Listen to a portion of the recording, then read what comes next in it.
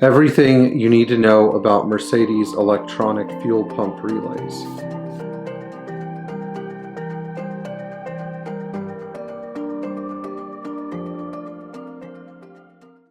So today we're going to talk about Mercedes-Benz electronic fuel pump relays. These were in use from 1980 all the way to approximately 1991.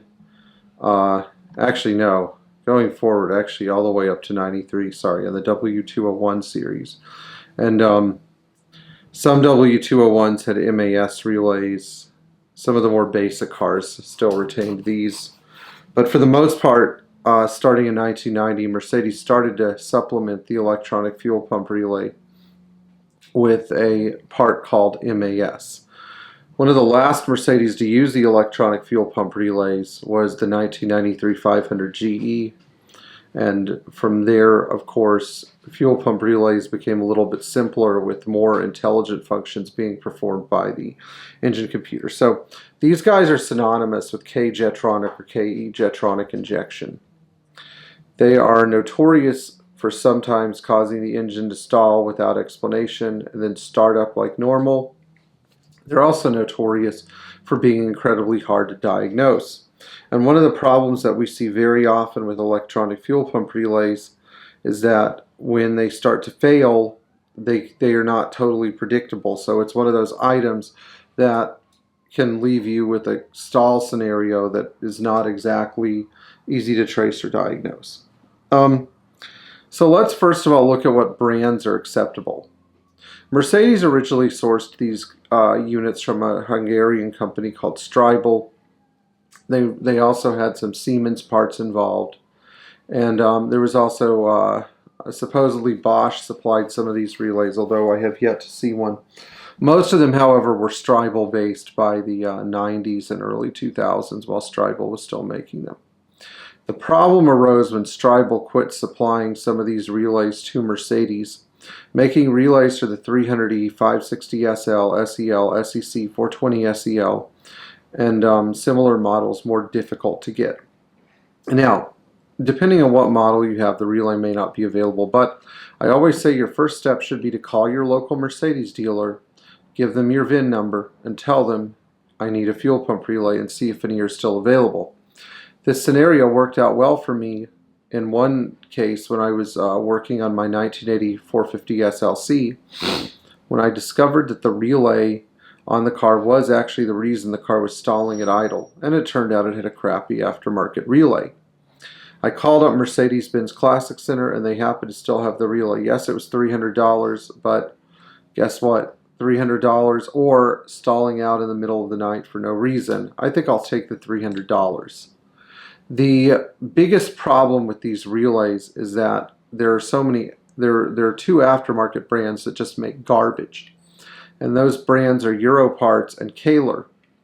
Now, Kohler, or KAE, is supposedly the better of the two brands. But consider this scenario. I put a Kohler relay in my wife's 190E 2.3 because I was trying to save some money.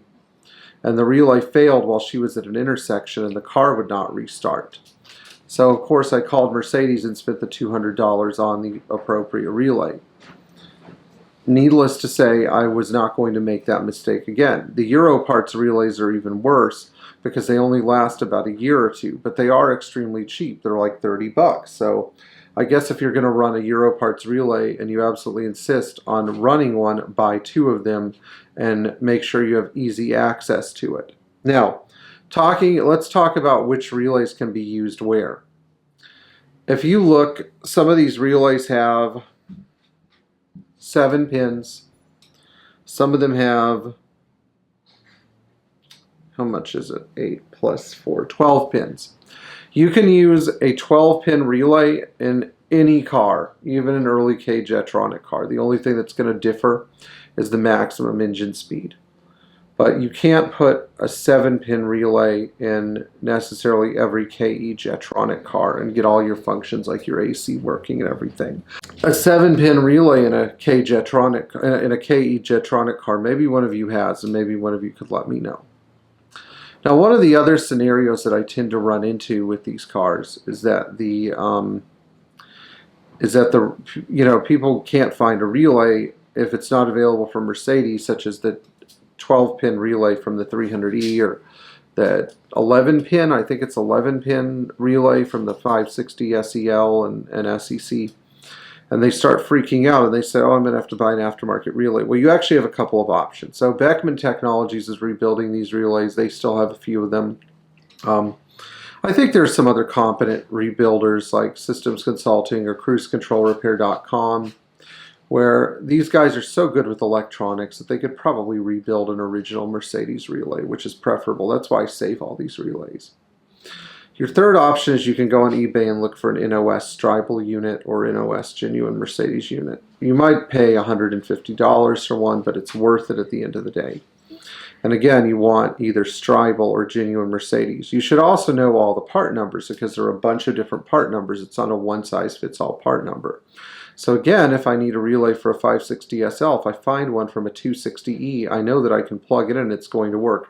I'm going to have a slightly higher red line, but from what I understand, all the Mercedes V8 engines are rarely redlined anyway. And if they are redlined, an additional 200 RPM is not going to cause the chain to jump out of the engine. So unless you have a worn out timing chain. Now, one last thing about fuel pump relays. What do you do if one of them shuts down? Well, on the bottom of the relay, you're going to see some numbers. And those numbers are going to be 87. The ones you want to focus on are 87 and 15 and 87 and 30. If you find the corresponding socket, pin in the socket where the relay plugs in, and jump 87 to 15 or 87 to 30, you will bypass the fuel pump relay and your car will run.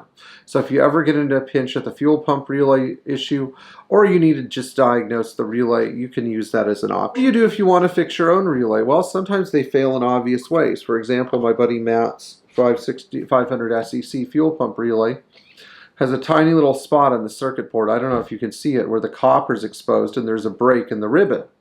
This would be an indicator that something would have maybe overheated on the board, such as a fuel pump, which is why I replaced this fuel pump. But at the end of the day, the relay is repairable, and this is something for the do-it-yourselfer.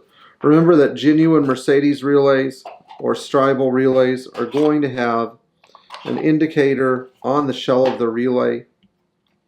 This is about what they look like. You're going to look for the words kickdown or KPR, not FPR, KPR, Kraftstoffpumpe Relay, and you're going to have a Mercedes symbol and part number, or if you have a high quality aftermarket Stribal relay, you'll see the Stribal symbol with the Stribal number on it. Both of these are acceptable substitutes. So I hope this was an informative and useful video for you guys. Please tap the bell for notifications so you can watch our videos in the future. Give us a thumbs up. And let us know that you were helped by this video by leaving a nice comment. In the meantime, enjoy driving your Mercedes Benz, and thank you to all of our subscribers and our Patreon supporters. You too can join the Pierre Hedary's army of classic Mercedes Benz aficionados by subscribing to this channel.